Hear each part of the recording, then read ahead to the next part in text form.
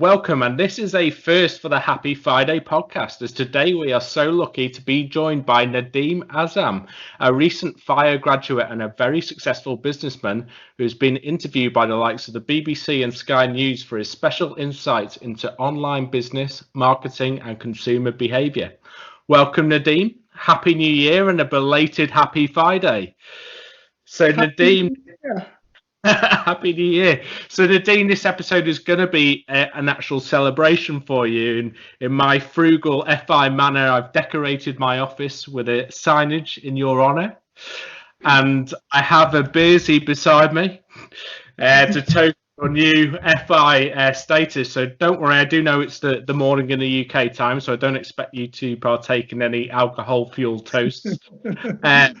It's midnight here in New Zealand, so that's my excuse.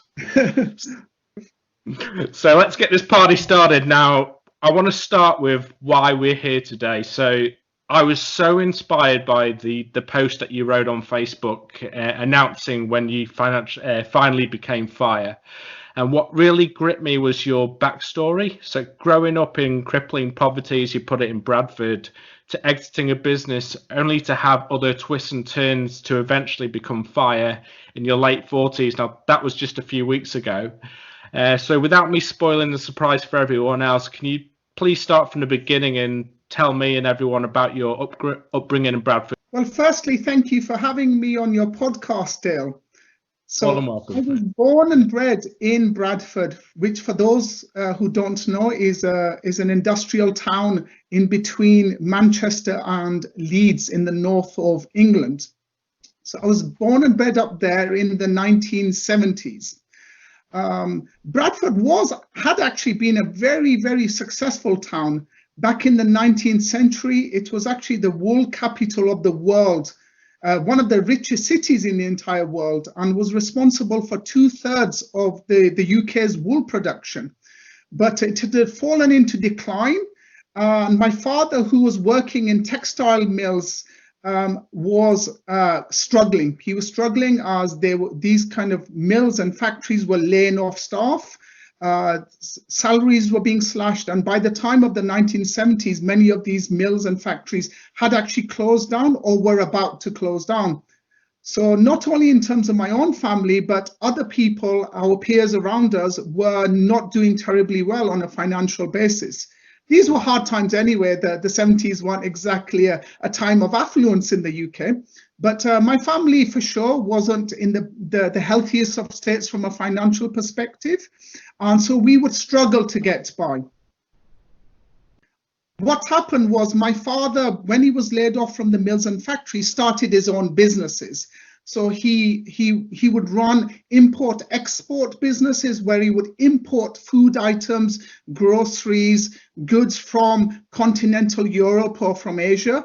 And from a very, very early age, I and the rest of the family would support him by working in his warehouses. So I very quickly became adept at seeing how businesses were run. My father would get me to do all kinds of things for his businesses. So I remember even when I was 8, 9 years old, I was helping my father with his bookkeeping.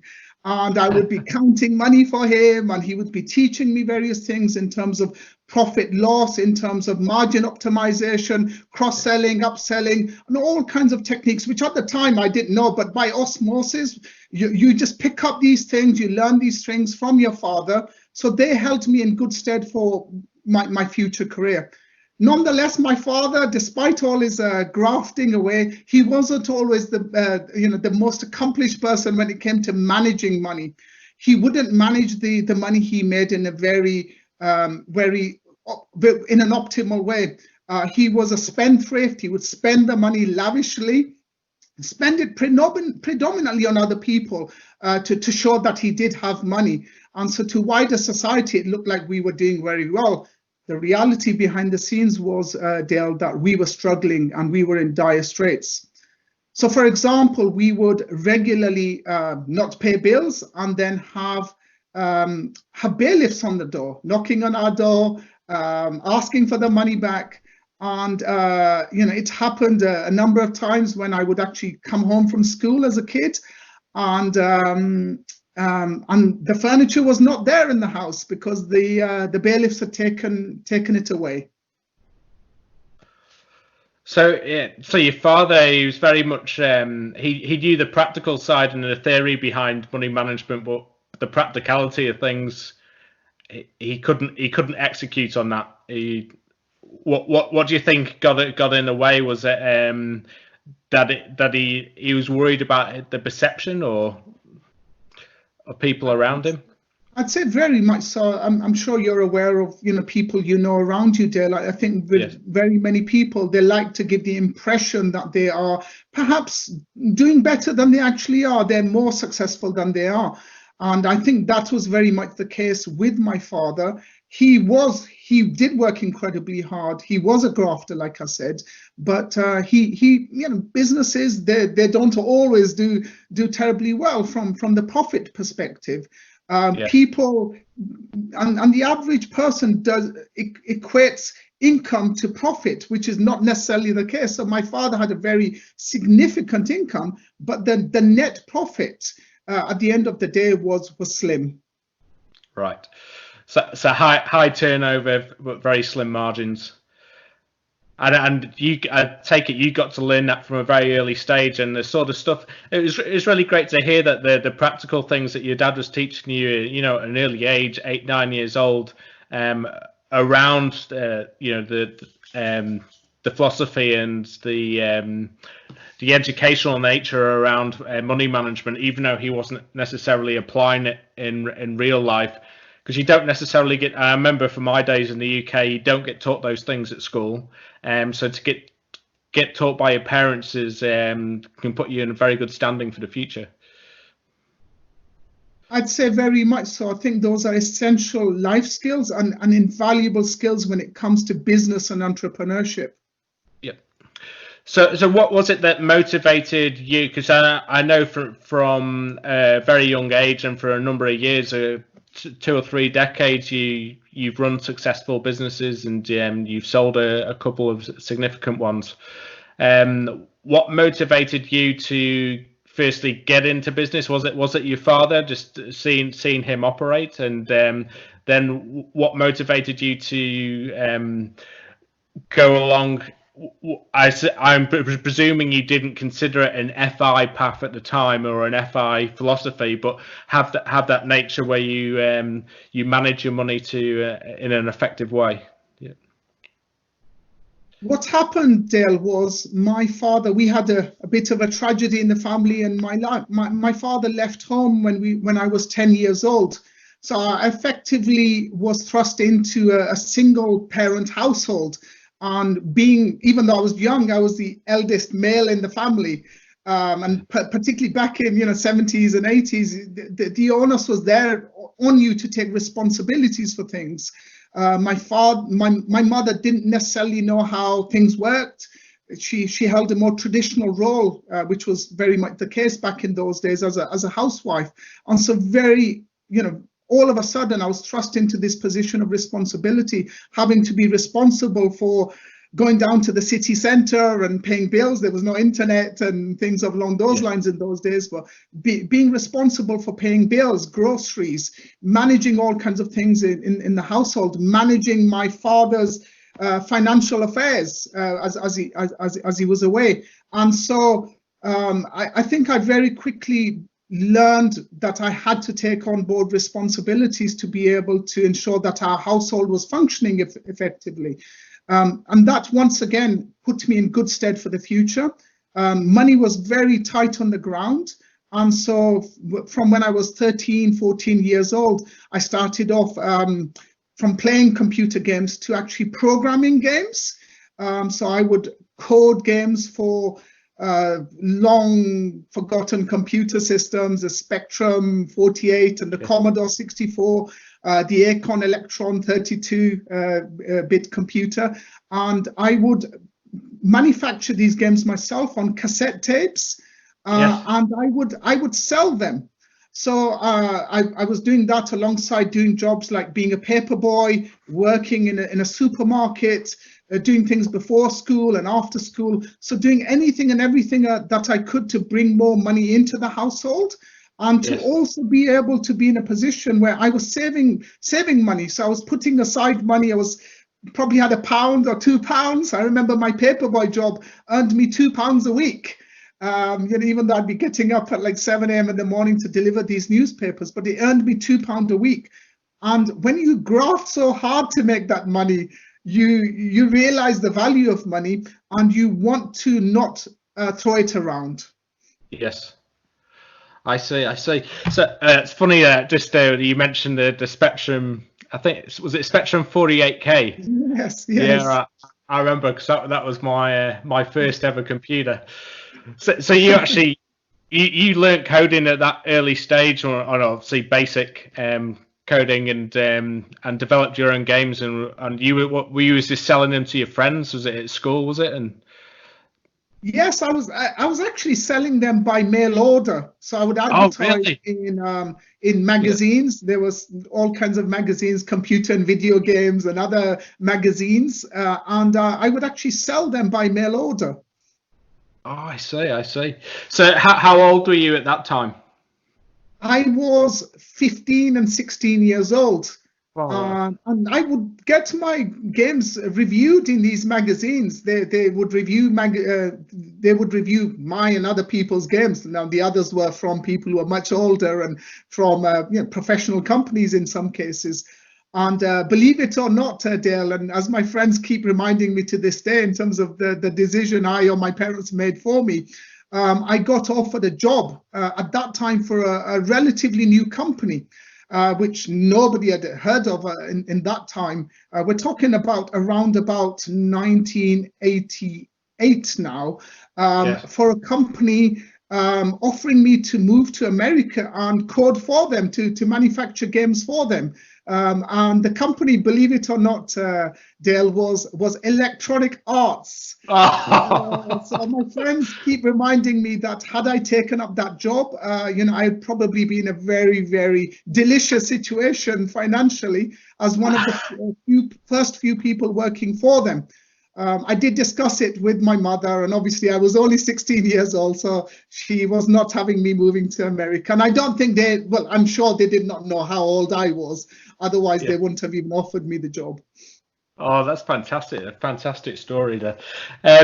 So you're there, you're 15, 16 years old. Most kids would be thinking about their exams at school, I suppose, at that time. And what was how were you at school? Were you thriving at school as well as in business? Yes, I was probably a little bit of an outlier. My school wasn't one of the best schools in the country, let's just say. But I once again, I wanted to excel, and I wanted to make something of my life. So I was one of those kids who everybody hates, who would go up to the schools after the lessons and actually ask for extra homework. I really slogged away with my studies, and thank God, I think I did do relatively well with my GCSEs, for example. I think I came top in the entire school of 1,500 students, and I got 5% of the entire GCSEs in the school by myself. So did you go on to university after school? Or? So what happened was I went into all kinds of things happen. It's a long and convoluted story, but I did go to university, my local university at the bottom of the road, literally from where we were living, in Bradford University, and I went on to do a degree which was specializing in subjects such as political science, English literature, and sociology.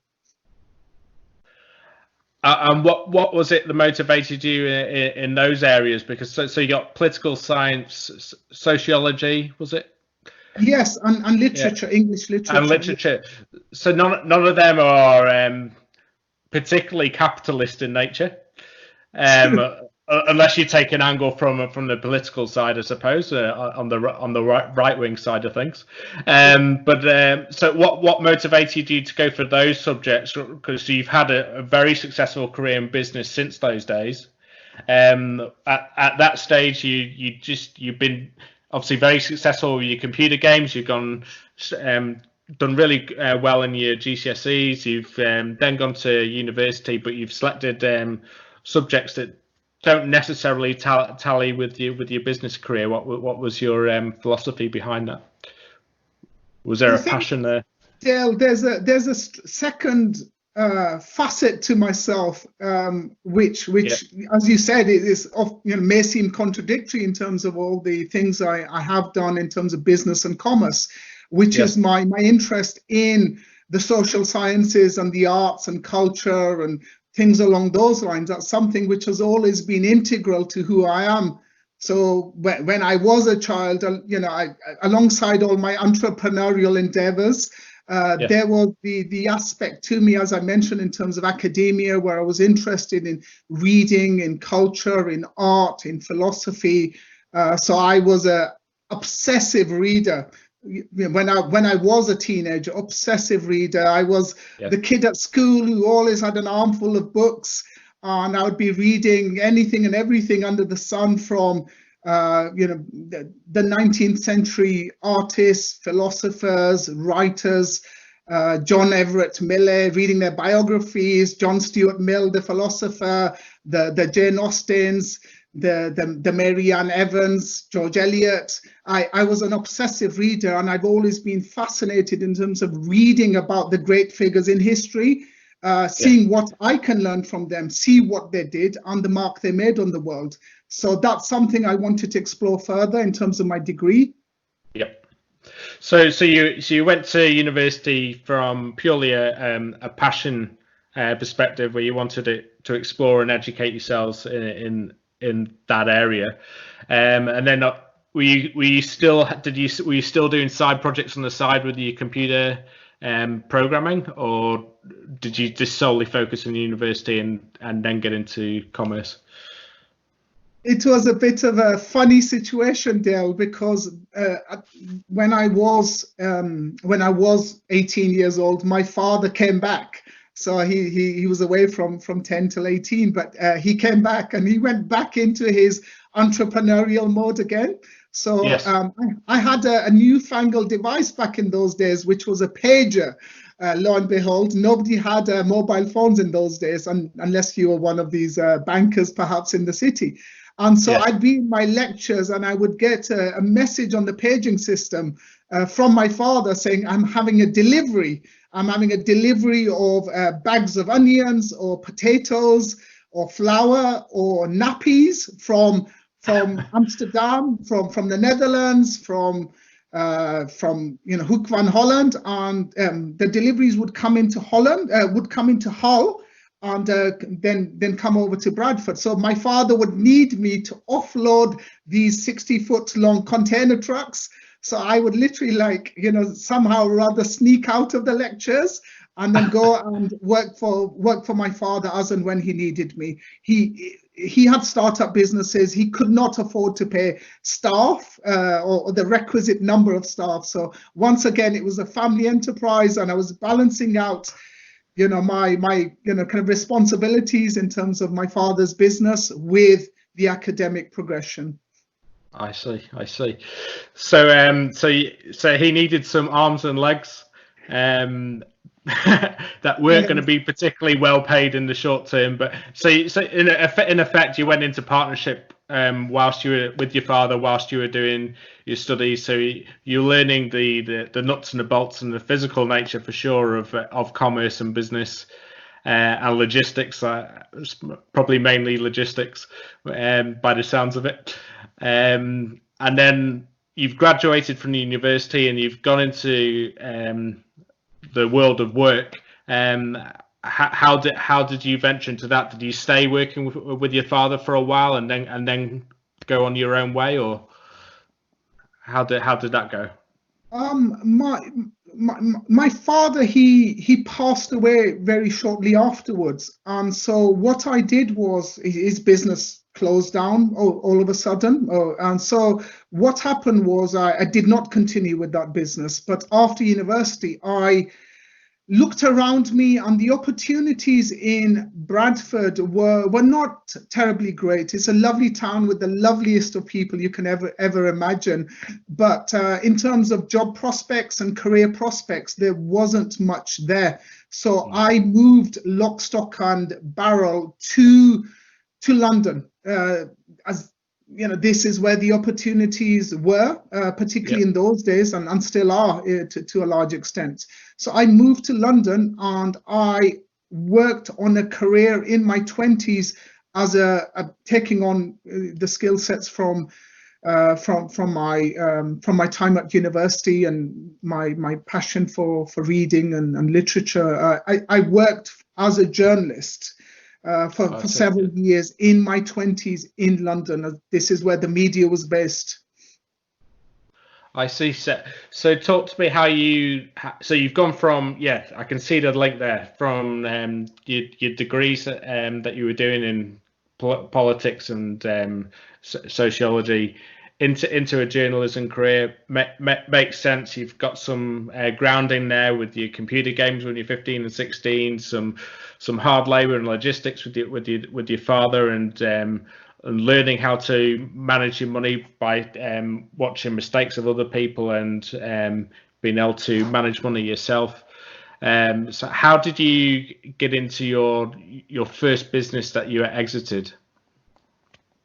What happened was I did the journalism for several years. Worked my way up the ladder from working for the freebie style local newspapers to the paid ones, and gradually worked my way up towards having articles published in the nationals. But no matter where you are within journalism, the income is very low unless you're doing exceptionally well. Writers are not paid terribly well. And it wasn't what I really wanted to do anyway. I mean, local newspapers, they're not the most interesting of places. Somebody's got their cat stuck up a tree and you have to write about that. But I wanted to write meatier things. I wanted to write books. I wanted to be able to do my fiction.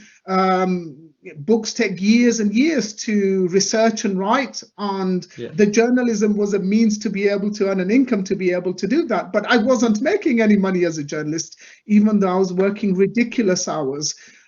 In the case of the last publication I worked at, which was a magazine, I got to the absurd state where I actually had my own mattress in the office, and I would work until midnight and 1 a.m. churning out articles, go to sleep in the mattress in the middle of the office, then wake up again at 6 a.m. in the morning, and then start, bashing out articles again in the morning. But despite that, I was making very, very little. So I came to the realization in 1996 that I need to earn an income. I'm growing older now. I'm getting towards my late 20s, and I really need to start an income in terms of a future, an income streams that I save money for myself, for family perhaps in the future, and I need to start taking my financial situation much more seriously. Did you have a goal in mind? Was it a number that you had in mind, or were you looking at your bank account and thinking, no, this is not right, I need X amount by the time I'm 35 or 40? Is that what you had in your mind? Or the dream was to be able to be in that position of FIRE, financial independence, retire early, and to be in that position where I've made sufficient money that I can then be able to spend my time on doing things that I want to do. And from listening to your previous podcasts, Dale, I know you're not a fan of the RE element of FIRE in terms of retire early, because people misunderstand that, and they think it's just a case of you putting your slippers on, slumbering on the sofa and just watching television for the remainder of your days.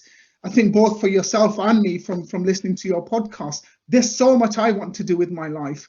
And, quite often when you're in work and business, the things I did for my father, the 100-hour weeks I did in terms of the newspapers and magazines I wrote for, were not things I enjoyed. They were simply a means to an end, to make money. So with my business, which I launched Azam Marketing in 1997, the purpose behind that was to ultimately earn a ridiculous amount of money, to be in that position where I had enough money to be able to cover my cost base and live me out till the remainder of my days, have sufficient money, not have to scrimp and save as my parents had to do, be in a position of relative comfort, but then have that comfort to enable me to not have to worry and stress about my finances, and then to be able to do the things that I wanted to do in my life, which would probably not make money. I see. So was this an aspiration that you'd come up with yourself, or were you aware of the FIRE movement at the time? I wasn't aware of the FIRE movement, but I had come across people. I think one of the things I was all too aware of, looking at the people who'd inspired and motivated me in my younger days, and still do, is that all those figures that I named earlier on in this podcast, the likes of the John Everett Millers of the world, or the John Stuart Mills, or the Anthony Trollops, or the Jane Austens of this world, the one common denominator between them is they were middle class and upper middle class people. Pretty much any literary, any artistic, any philosophic luminary you can name from the era I have a fascination with, the 19th century. And to this day, they are they are people of means. They're from affluent backgrounds, and that's what gave them the freedom to be able to indulge in their passions. You can't sit around spending years and years and years, if not decades, writing books if you are struggling, if you've got the bailiff knocking on your door. So I wanted to be in that position of financial freedom. I'd never come across the FIRE movement. I don't know if it existed in the 1990s, but looking at these luminaries, I knew that if I wanted to do the things that floated my boat and I believed would enable me to contribute the most to society, I would have to be in that position of financial freedom. Fantastic. So you've created this vehicle called Azam Marketing, and your name's in the title, which is fantastic. Yeah. So did that become a passion in itself? So you as you said, you got a literary literacy passion, but the creating this thing from birth, Azam Marketing, and getting into commerce and going through what would the dot-com boom and things like that, must have been very exciting. Did that catch a fire in itself, and feed a passion, a new passion, as it were, from this vehicle that you're trying to create money from? Yeah. Thank you. The purpose behind Azam Marketing was for me to learn from the experiences I'd had in my younger days. I had my background in IT. From my coding days, and then I had knowledge of the publishing industry from my journalism days. I saw that print journalism was in dire straits in the mid 1990s, and I'd come across this concept, this newfangled means of communication and commerce, the internet, in the mid 1990s, and I thought that this thing would take off. Everybody around me, when I mentioned it to them that I was going to start an internet publishing business, thought I was completely nuts, Dale. They were like, what's this internet thing? Or for those people who had heard of the internet, they thought that it was just a fad. It was something that a few geeks were into, or a few universities, and it would not take off. And I had so many people saying, look, why on earth are you leaving print journalism to start an online business? But I'd done a lot of research. So one thing I've always done with anything I've gotten into in life is I do meticulous and obsessive research. And I foresaw that the internet was going to take off. So I translated the experience I'd had in terms of print media to starting an online media company where there was a gap in the market.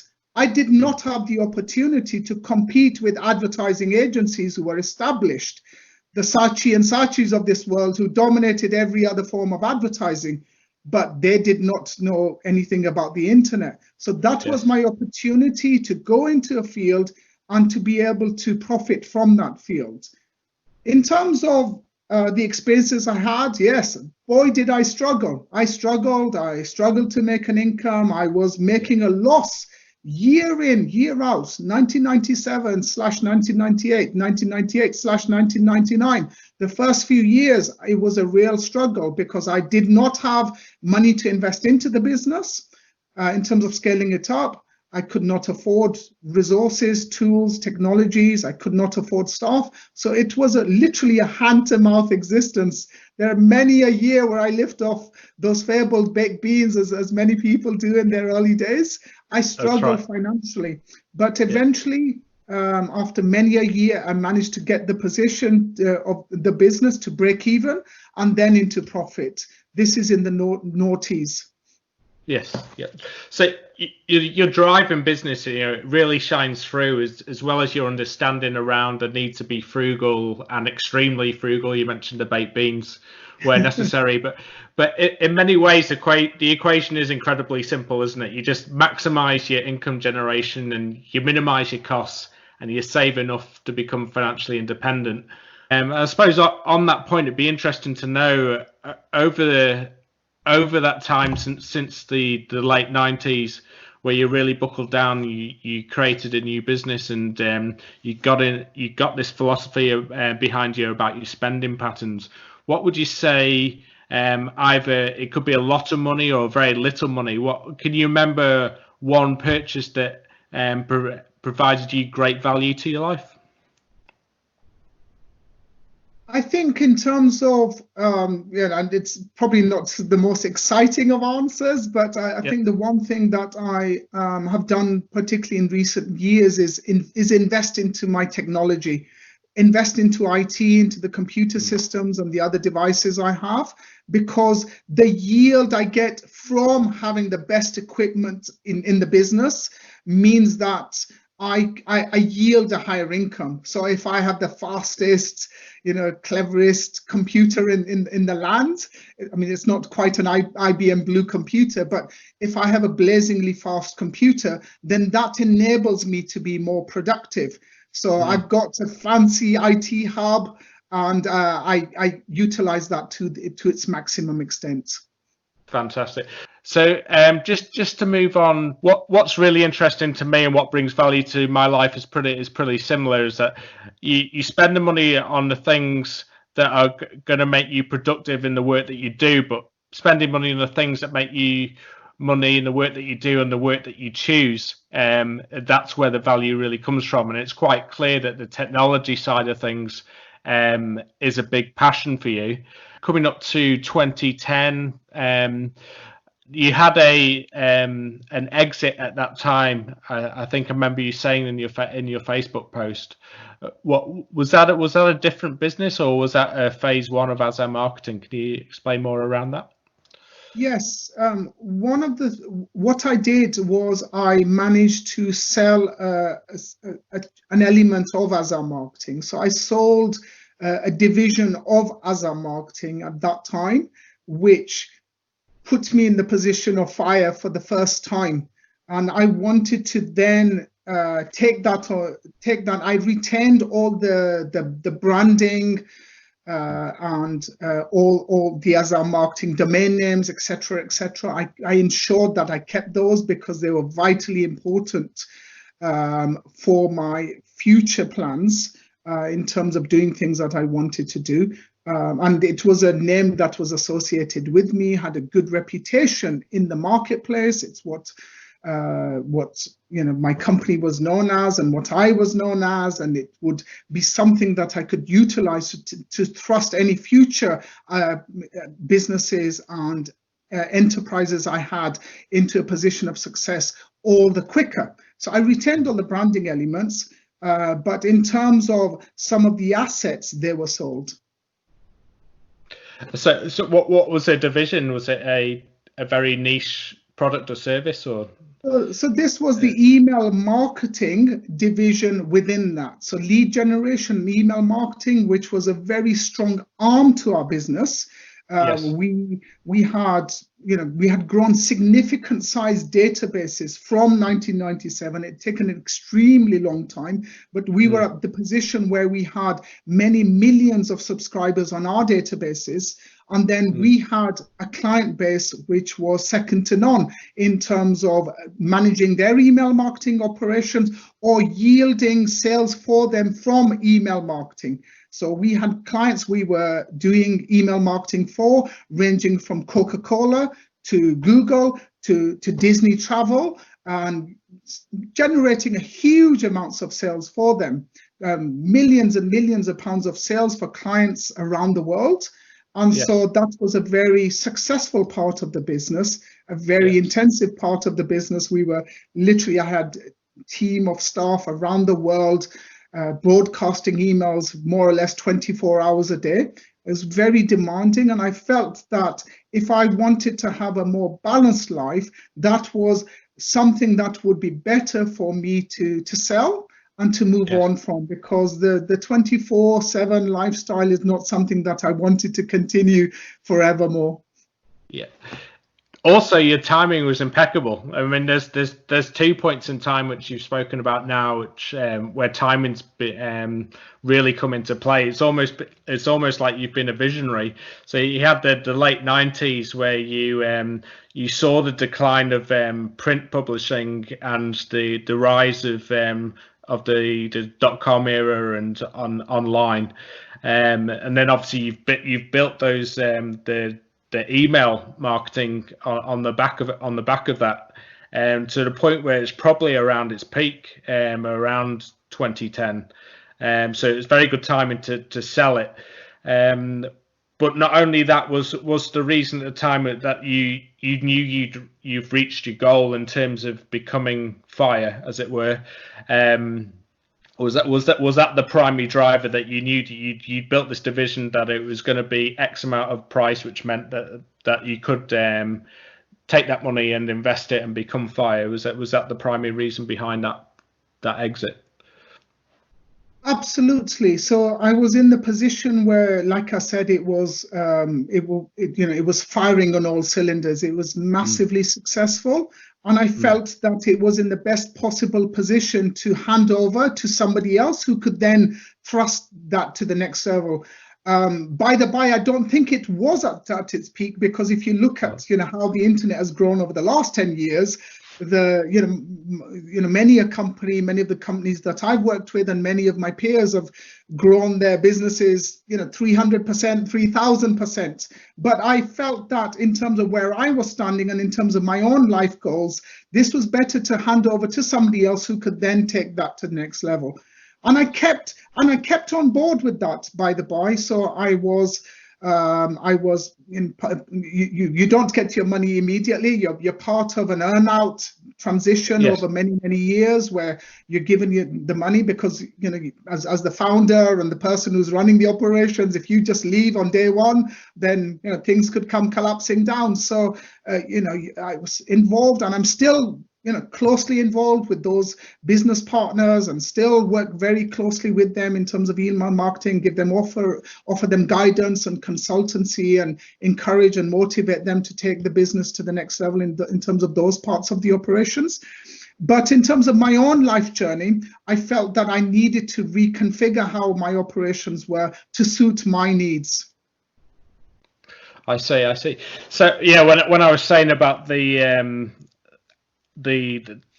timing, I was obviously the internet's taken off obviously since then, but it was more the email marketing niche, whereas I feel now it's gone more towards social than email marketing being as effective as it was. So to tell me, so you've had this earnout, and you've still got to work for the earnout, but you certainly at this stage in a far better position and far more wealthy than you were at the start of your journey. Tell me how you went around investing that money. What I decided to do is I decided to give the money I had earned to a family member.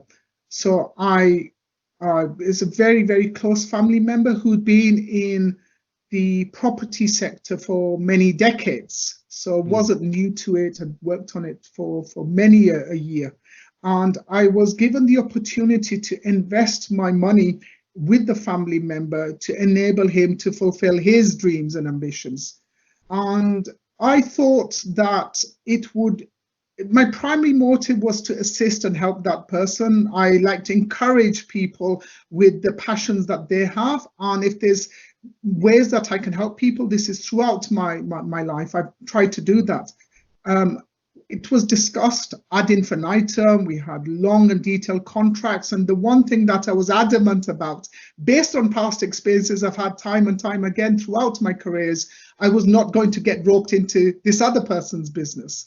So the contractual agreements were that I was not going to work more than 1 hour a month on the business, 12 hours a year. If there was some kind of, important critical meeting, or he needed my guidance or consultancy, or needed me to get involved with some kind of legal case, something that I really, should get involved in and help this person, then I would do so.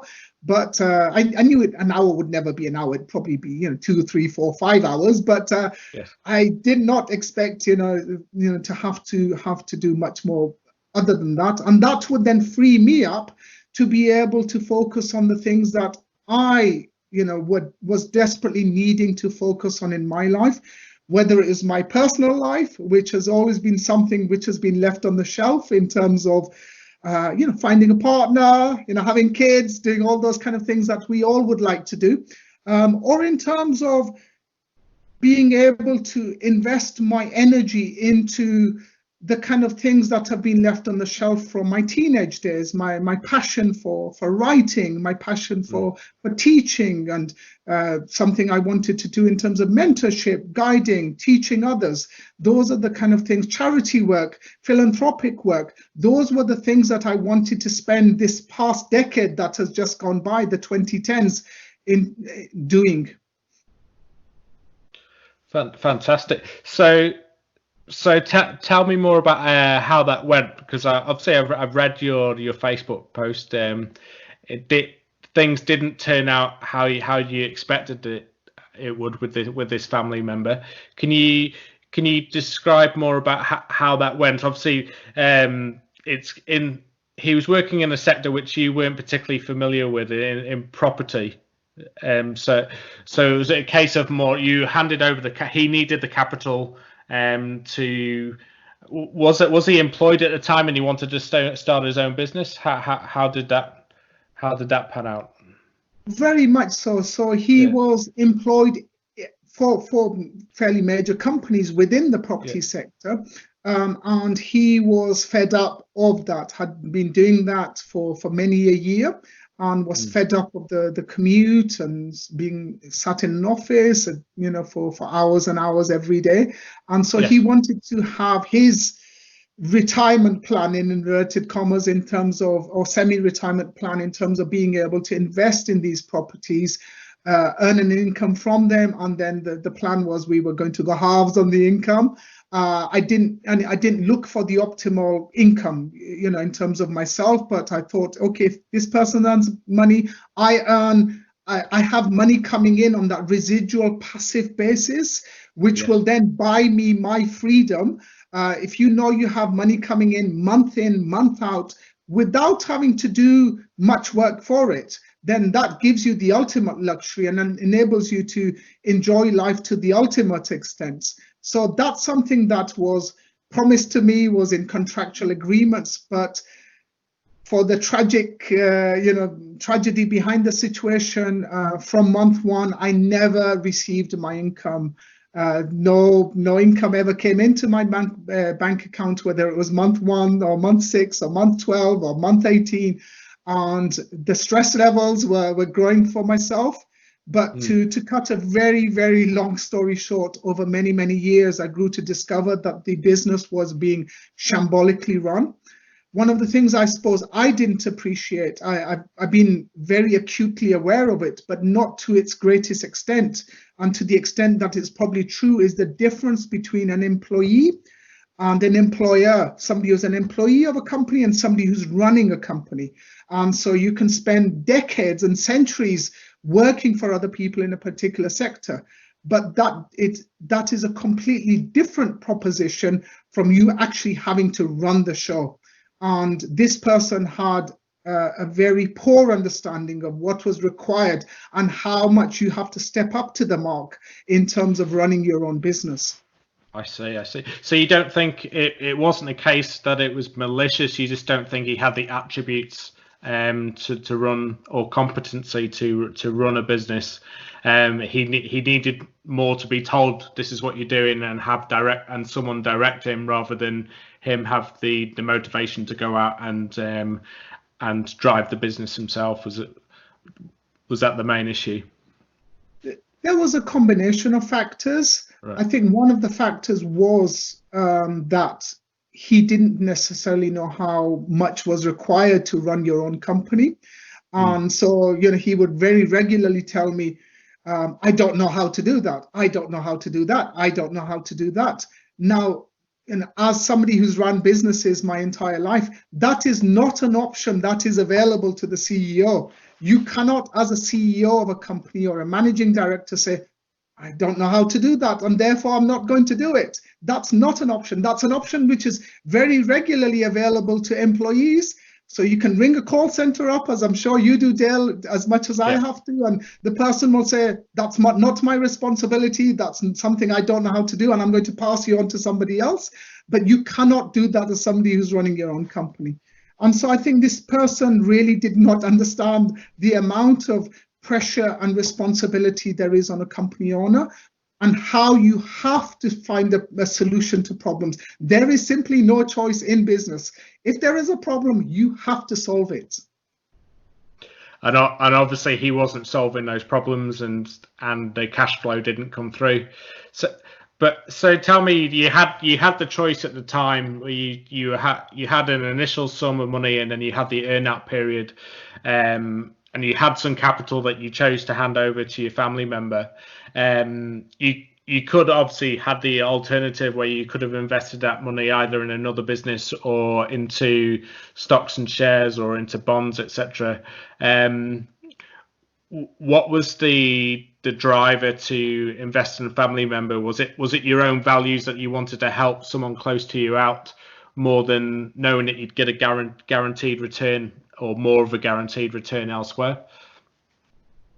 This is one of those decisions one makes in life where emotions are what drive the decision. So in no way, shape or form did I ever do calculations in terms of the yield. So how much money I would make in terms of investing with this family member versus buying stocks, shares, bonds, or whatever it may be. This was a means by which I was going to assist this family member and their family. And that was the driver. As a result of that, I think in such a situation, you need the other person to play ball with you as well, for them to then realize that you've invested your money and you then have got to be rewarded as a result of that.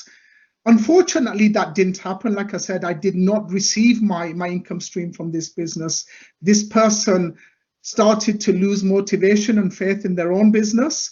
The business wasn't doing terribly well, and I was left with no choice but to do what I've had to do time and time again throughout my career, whether it was my father from my younger days or many other, the newspapers I was working with and the magazines who couldn't afford the journalists, and therefore I had 4 pseudonyms and was kind of churning out articles in 4 different names and writing 50% of the entire content in the entire magazine single-handedly. I had and many other things I've had to do it within IT and the internet, which is I had to step up to the mark. So I rolled up my sleeves and I got involved with that business. My entire life savings and my entire life earnings were at stake. So I had no choice whatsoever but to do that. I tried to encourage this other person to do it 1,000,001 times, but he simply wasn't doing it. And the team around him were not doing it as well. So I had no choice whatsoever but to start working for this other person's business alongside keeping the elements of Azam marketing going and work on that. And lo and behold, as has happened with every other enterprise, I was working day and night on that business. So you were very much back to square one, like you were in the late 90s. Yes, yeah, that's a good way of putting it. Yeah, it was, and many another time as well. You know, the late 90s as well. And when Azam marketing was struggling in the early days, as I was growing that business and investing everything I earned into that. So the same thing happened where I had to, like I said, roll up my sleeves and say, okay, come hell or high water, I have got to make a success of this. If this business fails, I have lost everything. Yes. So effectively, you're running two businesses at the same time. One of those businesses is relatively successful, so it's good, and you're in control of it. The other business is outside of your sector expertise and is not necessarily being run very competently by the founder. So you mentioned that you were doing at the time 80 to 100 hours of work per week. Now, what that brings to my mind, I've been on a journey recently where I've looked at my health, and I've noticed that in order for me to prosper the most, I need to make sure that my health's looked after.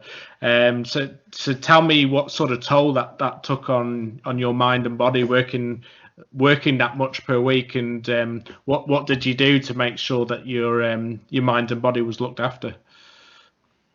I think you make a very good point, Dale, in terms of the need to have a work-life balance. It's not something I've exactly excelled at in my life, but from a very young age, the work ethic has been inculcated in me, and I've always worked quite long hours, whether it was in my academic career or my journalistic career or my time within IT and then subsequently property. So when it came to having to do this during the 2010s, the decade that's just passed, it wasn't something that was something I was not willing to do. I realized that this is something that I had to step up to the mark and become somebody who was going to excel at what he did within this field. So I made sure I became a master within that trade. I read all the books, saw all the videos, went to all the conferences within property to make sure that I was equipped to be able to do what I had to do to turn this business around within a field I wasn't necessarily an expert with. And that does not come through just flicking through a couple of pages of a book. You have got to invest your time and your energy to make sure that you are equipped to be able to manage those things. At the same time, I wanted to make sure that as our marketing continued to prosper and succeed, we had clients and brilliant clients at that. Not as many as we'd had in the noughties in the decade previously, but we had some fantastic clients. And I did not want to do what many people have done to me, which is to not give them my 100% focus and attention, or that of my staff. So I continued to put every ounce of energy into providing them with the very best possible service. And they succeeded and they prospered off the back of that. And by the grace of God, the clients I had within Azam marketing, we were doing ridiculous volumes of sales for them. The likes of Talk here in the UK, a broadband provider, we were flooding them with broadband sales like there's no tomorrow. So we continued to do well within the Azam marketing, and that gave me the income to be able to support my life as frugal an existence as I was living. It gave me the money to be able to cover my bills. And in terms of the property business, from which there wasn't any income, I had no choice but to invest into that. One thing to mention is I very much believe that there's a time and a place for those 70, 80, 90, 100-hour weeks. I think when you're a younger person, maybe you're able to do that. one of my heroes, Bill Gates, is famous for having said, there was never a single day I did not work in my 20s. So he did not take one day off work in his entire 20s. This is the bit which, people don't want to hear about. This is the stage in people's business growths or the growth of their artistic careers, as a singer or as a dancer, as a musician, a writer, no matter who you may be. This is the part which people generally don't want to hear about. But Bill Gates did not take a single day off work in his 20s. And many other entrepreneurs are like-minded. So I think there's a time and a place for that. I didn't want to have to do that into my middle age. And that's why I did exit from one of these divisions within Azam Marketing. That was the primary motivator.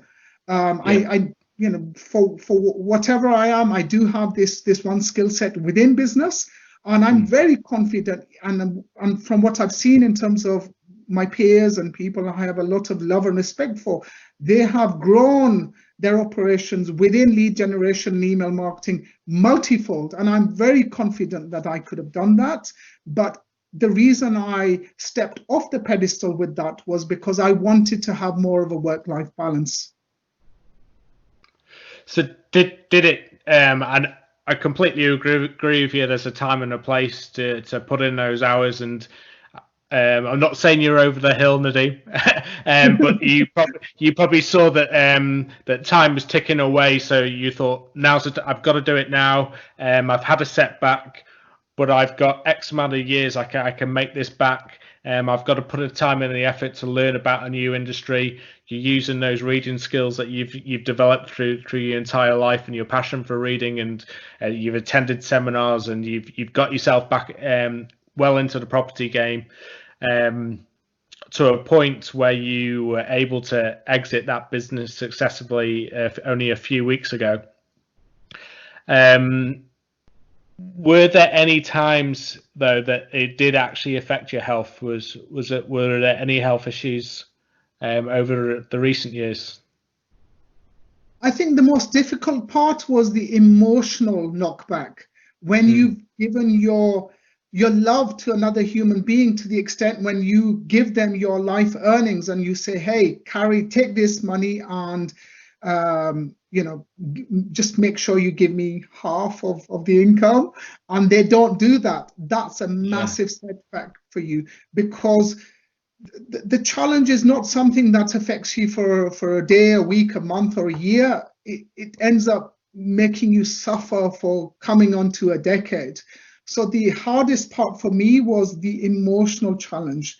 And don't get me wrong, Dale, there was many a day when I was slumbered in my bed and I did not want to get out of my bed, knowing and thinking that I'm going to have to spend the rest of my day chasing up this other person, saying, you know what, let's sort things out. You've got to now step up to the mark and do what's required in terms of the business to ensure that I get my money back. And this person simply and purely would not do it.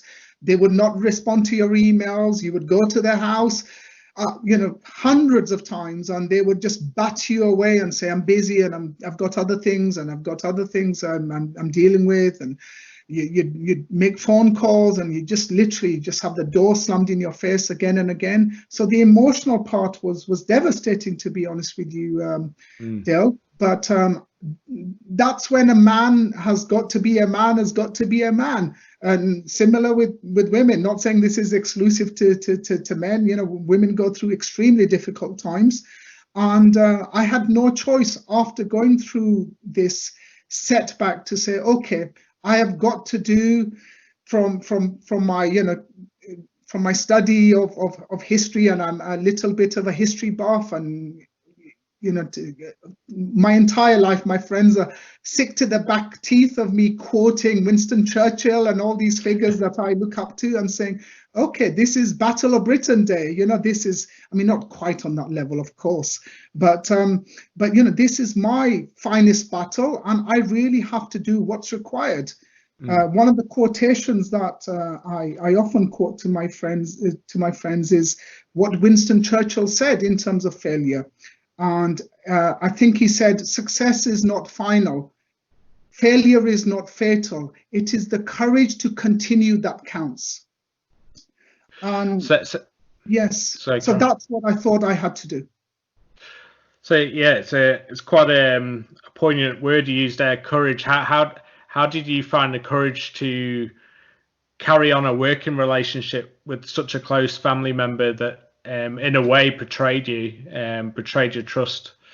And how's your relationship with that person now? I think necessity forces you into having to collaborate with people.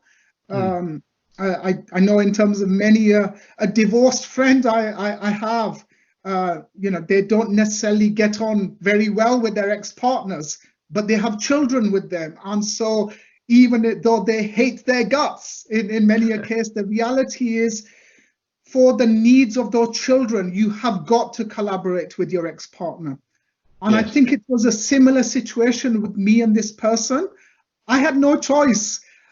This person did not want to collaborate with me. Like I said, he would slam the door in my face whenever I tried to reach out to him and say, let's work together and let's make this work and let's make this prosper, because I can exit this with a decent amount of funds, and you also can. So let's make this the most successful business possible. Whether we have the energy or the inclination to do that, let's do that. But he wasn't interested in doing that, and the staff were all faffing around and not necessarily invested into it as well.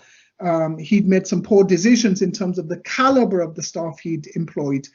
So I then had no choice but to say, okay, in terms of this situation, as much as I despise it, I will collaborate with him. I will chase him up. I will go to his house. He never came once to my place. I will phone him. He never once telephoned me. I will email him. He did not email me. I will have to make sure that this works, because this is the only way that I will ever get my money back. Right, I see.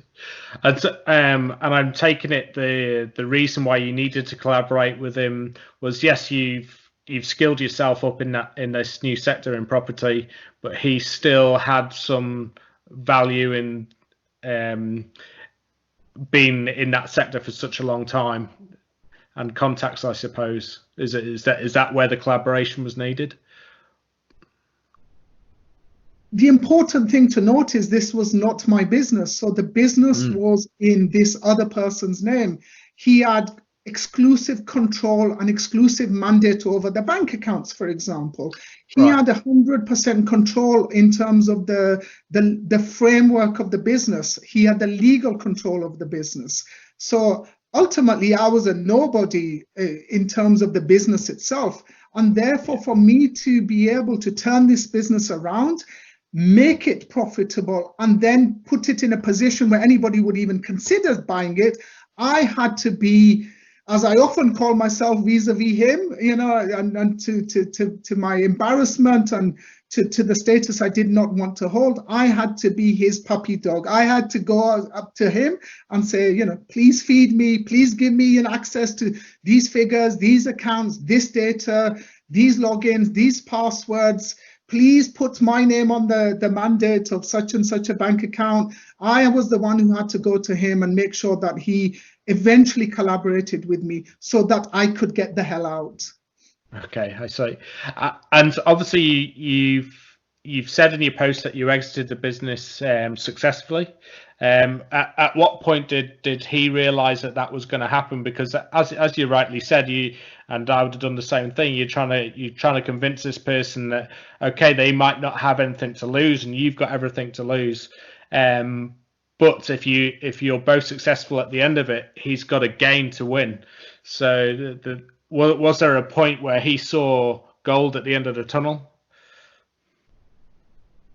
No. Oh, really? It literally was a case of me, literally dragging this person into having to collaborate with him. So maybe the analogy I give of the divorced couple is not necessarily the most apt one, because if one partner doesn't care about the children and doesn't necessarily care about their well-being, then how are you going to get them to collaborate with you? But it was a case of me having to drag this person into the position where, like I said, firstly, I had to turn the business around, use all the business skills I'd learned over the decades to put the business in a position where everything was being run efficiently, effectively, with everything done properly, profitable, then reaching out, trying to find buyers when Brexit's the talk of the town and nobody wants to even consider going into property. Big time property is by no means a simple thing. And it was literally a 3-year process of simply from putting it out into the marketplace to speaking to potential buyers, to getting buyers on board, to going through the contractuals, the legals, and the completion. It was a 3-year process. So in your post, you mentioned that after the result of exiting that business, that you don't have to mention the sum, but you're now in a position where you never need to officially work again, even if it was for many lifetimes, was your exact words, which is fantastic, and congratulations for that. So this is actually your second FIRE moment, where you've got another sum of money to invest. What are the lessons you've learned from the first time, and are you doing the calculations now? Are you working out what you need to invest and what the yields would be and things like that?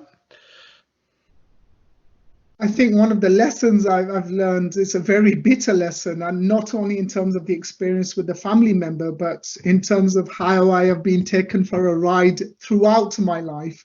I gave the example of the newspapers and then the magazines I'd worked at, where I was sitting in the office till 1 a.m., whereas everybody else had scarpered at 5 p.m. or if they'd worked extra time, it was 5:30 p.m.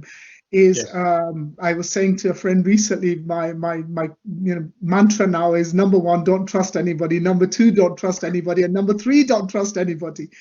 So I'm an older and wiser head now, and I think I will be a lot more cautious in terms of my trust in other people. In terms of what I intend to do now, the key thing I did not do with giving my money to the family member is diversify. And that's the basics of investing. In all fairness, I have done that previously in my life, but like I said, this was an emotionally driven decision where I wanted to help and support somebody. So for once, I put my philosophy to the side, but I will diversify. And so the work I've been doing over recent days, weeks, and months is in terms of doing my research, in terms of being able to invest in equities, bonds, alternative investments, commodities, and the like. So have a diversified portfolio of investments, extreme diversification across funds. And if you buy a number of funds, then you can literally have shares in hundreds of companies, globally diversified. So I think the extent of extreme diversification should hold me in good stall for the future. Fantastic. So obviously you're aware of Mr. Mustachian? Yes. So he mentions the 4% rule, and for anyone listening out there that's not familiar with the rule, basically it means that if you're able to accumulate 25 times your annual spend in savings and then invest that money, as you said, diversify it between stocks and bonds, etc., and different types of funds, and given the previous long run market performance, and as long as you spread that risk appropriately, you should be able to withdraw 4% annually without just decreasing your original capital contribution. Was that a rule that was very much fresh in your mind recently, or what are your thoughts around that application? Do you follow that religiously, that 4%, or do you take a more conservative approach? I like the 4% rule.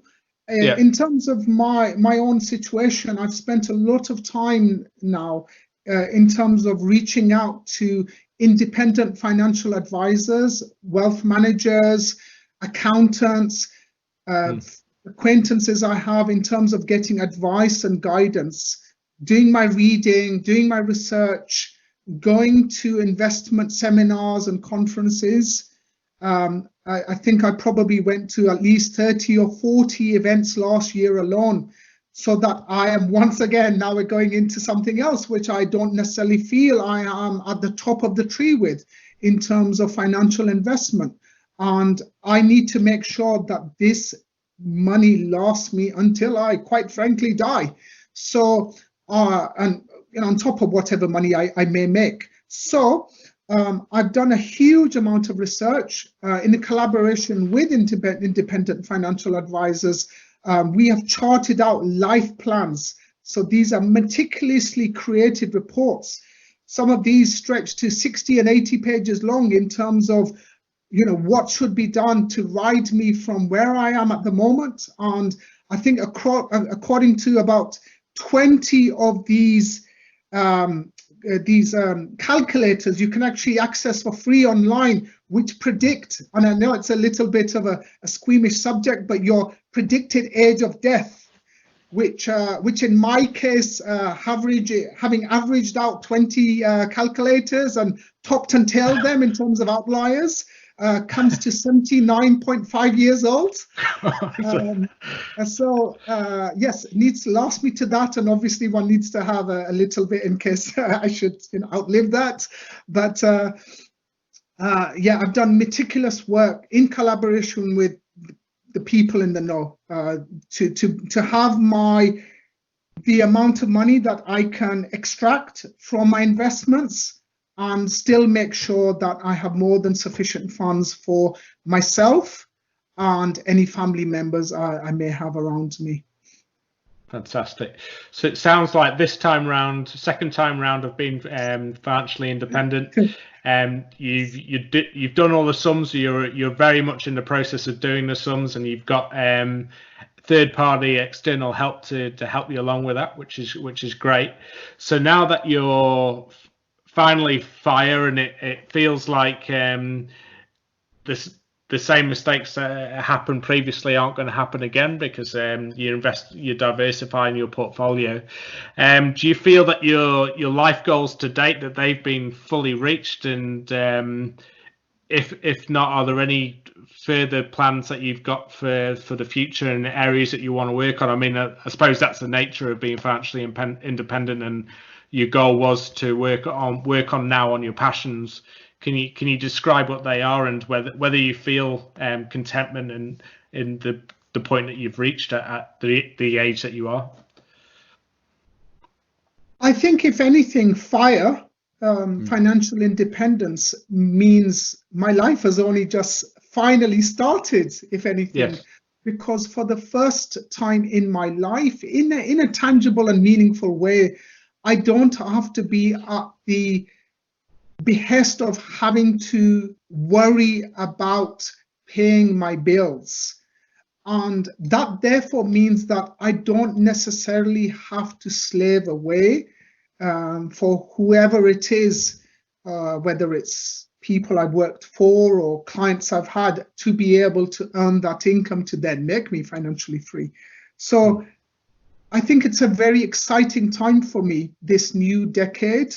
The 2010s will give me the opportunity to finally be able to focus my time and my attention on the things that are important to me. And those things are the things that I believe are what will actually enable me to be happy by contributing to society and to the people around me in a smart and wise way, of course. And I have not really had the opportunity to do that to the extent I wanted to do. I've had long suppressed desires to do various things since I was a teenager, which I haven't had the chance to do. So I'm excited in terms of being able to free myself. Hopefully this will happen within the next few days and weeks in terms of this family member's business. Then the critical thing I need to do, the money's just sat in bank accounts at the moment to the large part, and you're a very smart and astute person, Dale, so you understand all about how that's actually losing me money with the returns you get with bank account savings nowadays versus inflation. And so the primary focus is to spend a while in terms of being able to increase my knowledge and expertise in terms of investments, make the investments, and then be able to focus on the other things I want to do with my life. Fantastic. So I know you haven't completely given up on your Azam marketing, and that's still a passion of yours. You mentioned about not having to work for clients anymore. Are you going to be a lot more picky about the clients that you take on or the clients that you currently have? Or how do you see Azam marketing going forward? I'm very excited about Azam marketing because it's obviously been my baby since 1997, and I've spent the majority of my adult life working on growing my baby. She's very special to me, and so she's been neglected in the last few years. We've still had some brilliant clients, but I've not been able to take that business to where I wanted it to do, and to do the things and service the kind of clients that I particularly enjoy and I believe we can add the most value to. So that is something which I'm very much looking forward to bringing back to life to its fullest extent. Even while I was working on this other business, the only one thing which I've invested into in terms of time and energy and money is Azam marketing. So I've acquired all kinds of domain names behind the scenes, and have plans for various websites and various projects that I want to really dig into in this decade. So I'm really looking forward to taking Azam marketing back to its ultimate glory days. So is that where you want it to go? Are you looking to, so obviously it would have taken a hit in terms of revenue generation in the last few years because you were basically running two businesses at the same time, and one of them required a lot more of attention than the other one. Are you wanting to grow the business to where it once was, or are you wanting to niche down into a particular type of clientele?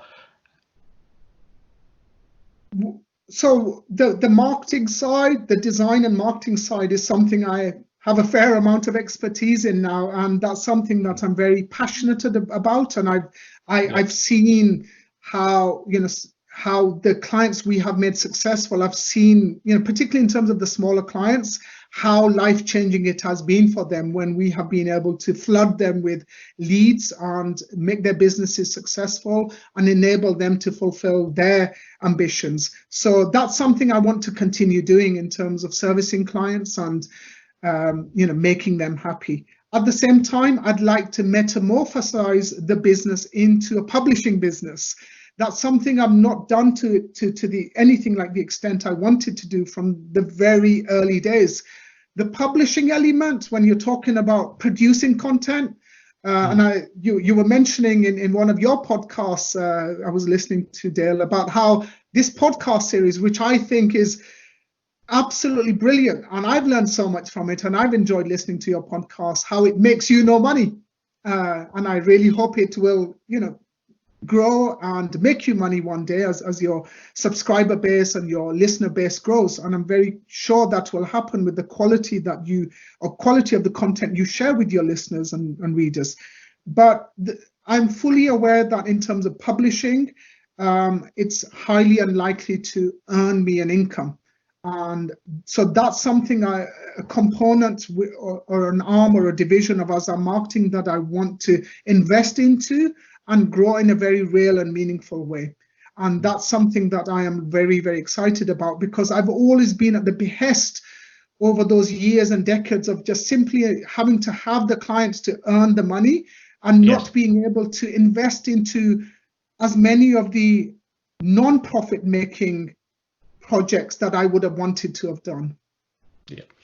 So from the publishing side, the content creation, is that purely a passion driven thing, or is there, because I know with myself with the podcast thing, it is a passion thing. Certainly in the short term, I don't care if I earn any money from it. In the short to medium term, that's fine. But I know there is a long term game for me where I'll either make an income from the podcast, or even if I don't, it helps to build my brand in other ventures that I have anyway. So there will be a knock-on effect, even though there might not be a direct result. There'll certainly be, hopefully, an indirect result in terms of the income generation. Is there a longer-term game for you with the content creation, or is it purely passion-driven? It's passionate driven. I always look at my life in terms of the Maslow's hierarchy of needs. And yes. I don't know if you've come across it, because I know you're a very well-read person, Dale, and I know you have a very illustrious education. So I'm sure you've come across that. Yes, I have. Yes, yeah. Maslow talks about getting to that position where you're not sweating about your day-to-day income, paying your bills, having the roof above your head and covering your cost base, and getting to that position of self-actualization, whereby you can do what you want to do, when you can become the best version of yourself possible. And as with the writers and the philosophers and the artists that I mentioned earlier on in the podcast, I've never had the opportunity to be able to really become the best version of myself, to contribute to society. Those writers, they did not have to worry about an income. And so they were able to spend years and decades writing. I think in terms of me and the publishing and the writing I intend to do, that will be my way of challenging myself, bettering myself, and in terms of being able to contribute to society by maybe sharing some of the wisdom I've learned from people who are much greater than myself and who have taught me so much. Teach people, mentor people, support people in terms of progressing with their lives, and maybe not going through as many of the struggles that I had to do because I did not have mentors.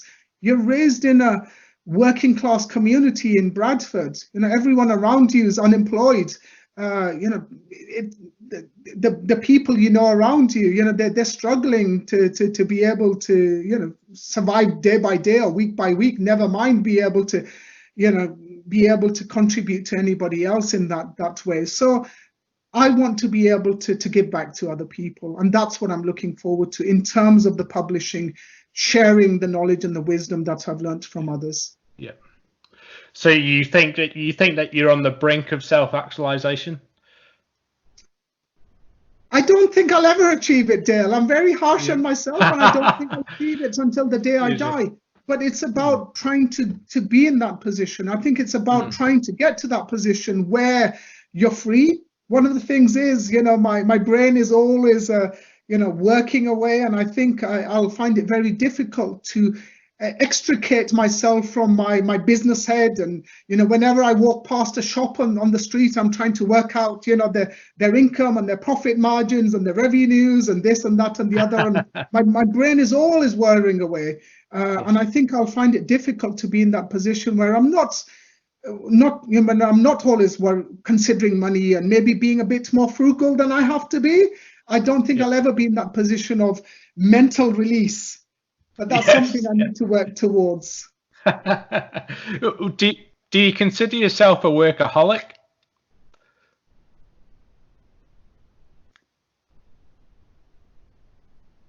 Everybody else says I'm a workaholic. I'm not saying you are one. I'm not saying you are one, but I suppose this is when you say workaholic, there's negative connotations to that. To that phrase, and it's not necessary. I think it's if work is your passion and almost your hobby, because I can relate to that. The negative connotations of a workaholic don't really exist because you'd be doing it anyway. There's certain parts of my work that I would do whether I got paid for it or not. And you're at the stage now where you've reached financial independence, so you don't have to work. and the work that you choose to do, you're primarily choosing it out of passion. So, which is almost the brink of self-actualization. So it's not necessarily you're a workaholic; you're just following your passion, and it just some of it happens to be work. Is that how you see it? I think it depends on the work you do. Is the work a means to an end? So for me, work was always a means to an end. It was always to be in the position of financial freedom so that I could do what I wanted to do. I think with most people, and this is most people I know in business, and I find it to be tragic in terms of, for example, the people who've bought this family member's business, they're in their 70s and their 80s. Now, with many an entrepreneur or business person I've come across, they want to do what they are doing until the day they die. Within Azam Marketing, I went to pitch to a client, and believe it or not, Dale, the client was 92 years old, 92 years old, and he was still working away and wanted to grow his business. I've always been the complete opposite. My heroes were my peers back in the dot-com boom day who exited from their businesses gloriously in the year 1999 and 2000, and who have been living in that state of self-actualization, that state of retirement where they could do what they wanted to do. And I've been following them on social media, so very enviously seeing them do this for coming on to, 2 decades now. I wanted to be in their position. I was not smart enough to exit from Azam Marketing in 1999 or 2000, but I am finally in their position. And for me now, the work, I'm in the position now where, yes, I will be working. I have no desire whatsoever to be sitting on the couch and twiddling my thumbs and just chillaxing. I have no desire whatsoever to do that. I have got a lot that I want to achieve in my life. There's a lot I believe I have to contribute towards society. There's a lot wrong in this world. There's a lot of people I want to help and support. And so, yes, it will be work. And maybe that's something other people will think, you know what, Nadeem should not necessarily be spending so much time on. But that's what I think my raison d'etre is. That's my purpose. I have got to contribute to this world before I die at the age of 79.5 years old. Fantastic. So tell me, Nadeem, are you involved at all in property now, or are you completely out of it? I'm out of property more or less exclusively, apart from on an arm's length basis. So one of the things that I have started to do is invest into peer-to-peer lending. It's a huge thing in the UK now. There's around about 65 platforms, and it gives one an opportunity to invest into property developments, startup businesses, or growing or developing businesses, or on a hands-off basis. So no longer involved in the actual maintenance or development of properties themselves, but in terms of investing into them, helping the desperate housing shortage. I know you have one in New Zealand, a desperate housing shortage in the UK. That gives me a lot of satisfaction in terms of investing into these developments and then earning an income for myself. So that's something that I've started to do in recent weeks. And what are the returns like, and what are the biggest risks? The returns can be anything from around about a median, depending on the platform, a median of 6% all the way up to 12%. But buyer beware, as they say. The very important thing to take note of is you're not going to get those returns unless you're extremely fortunate. So whatever the projected returns there may be, one has got to calculate that a ratio of these investments will not succeed. And there's a very real risk of not only losing the return you will make, the yield, but the capital investment as well.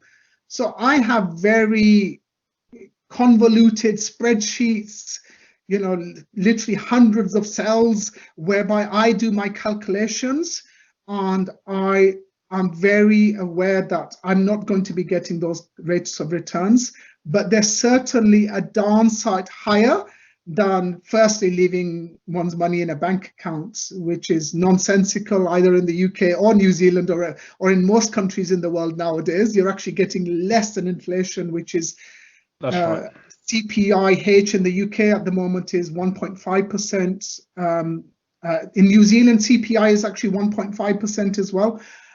So you're actually earning less than inflation in either of our countries, leaving your money in even savings accounts in most savings accounts in the UK or New Zealand. But at the same time, even things like bonds, mainstream bonds, 3-4% return. Equities, one never knows. We're at the tail end, some people say, of the longest bull run in history. Even last year, the stock market did extremely well. Even the FTSE 100 last year, and 12%, despite all the all the farcical situation with Brexit, etc. And then in the US, the market's been booming. You're talking about S&P 500 grew 28.9% last year. Dow Jones was 22%. These are ridiculous rates of return. But I'm trying to make sure that I'm not too invested into equities, because one never knows how long this bull run will last. That's right. So as I said, you diversified. This peer-to-peer thing's quite interesting, and especially you've got to focus on just purely lending in the people that are interested in property development. Given your learnings over the past decade in that sector now, and all that reading and conferences and stuff that you went on, and the learnings from the business itself, are you able really to interrogate and test the business case for each of those lendings that you do? I always have the opportunity to better myself, but I scrutinize and I dig into and do my due diligence on these projects like there is no tomorrow.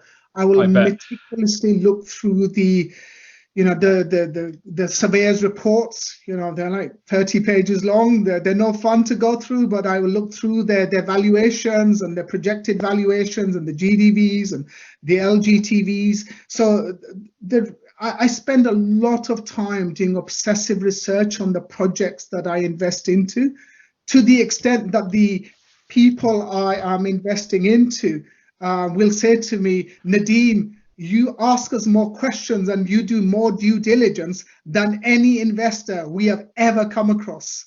So with one of the companies who's building real estate and properties in Liverpool, they have 980 investors.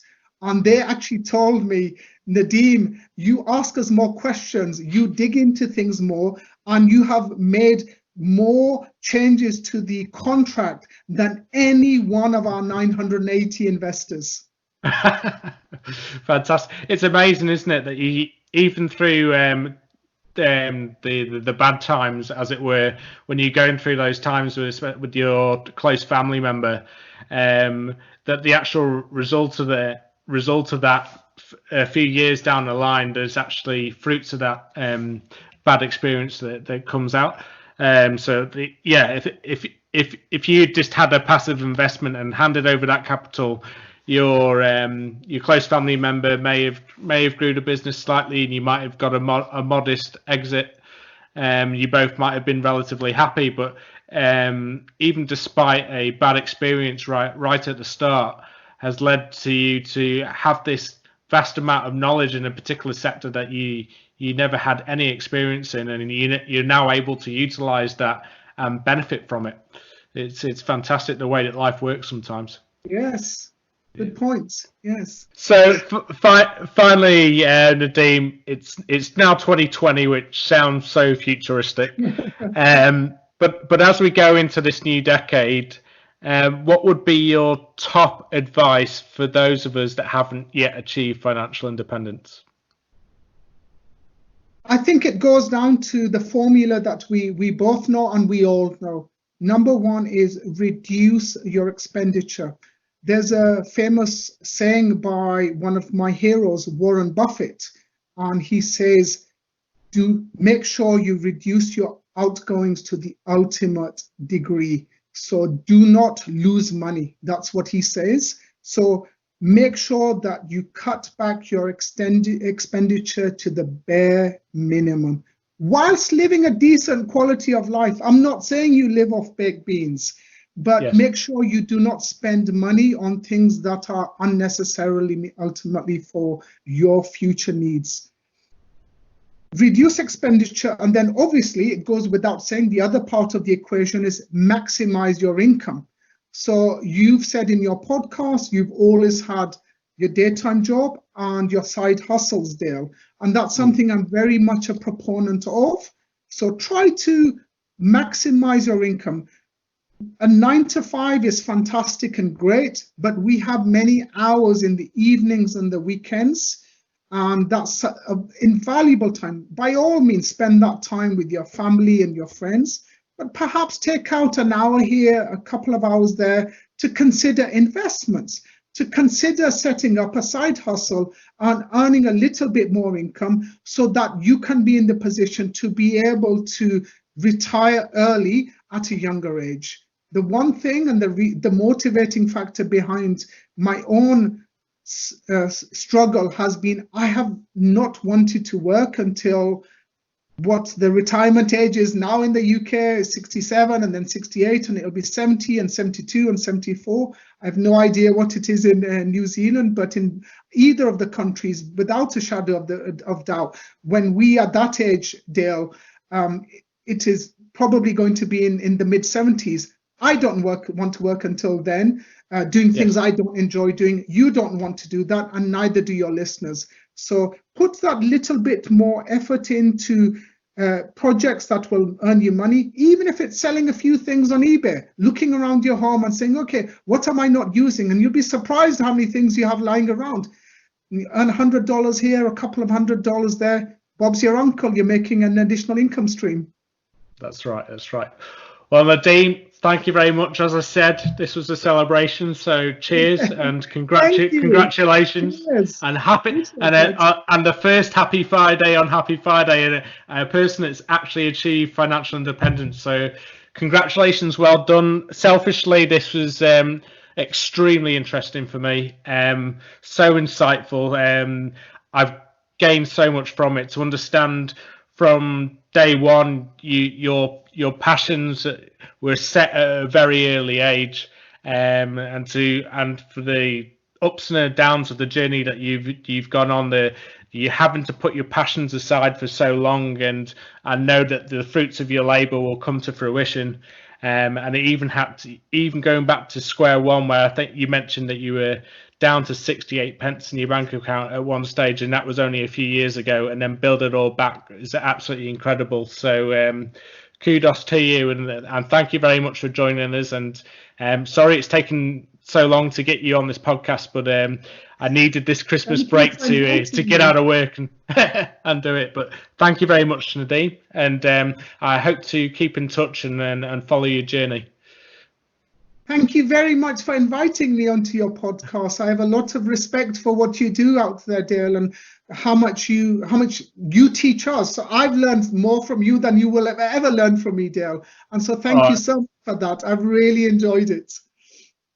Thank you, Nadeem. You take care now. Take care. Happy Friday.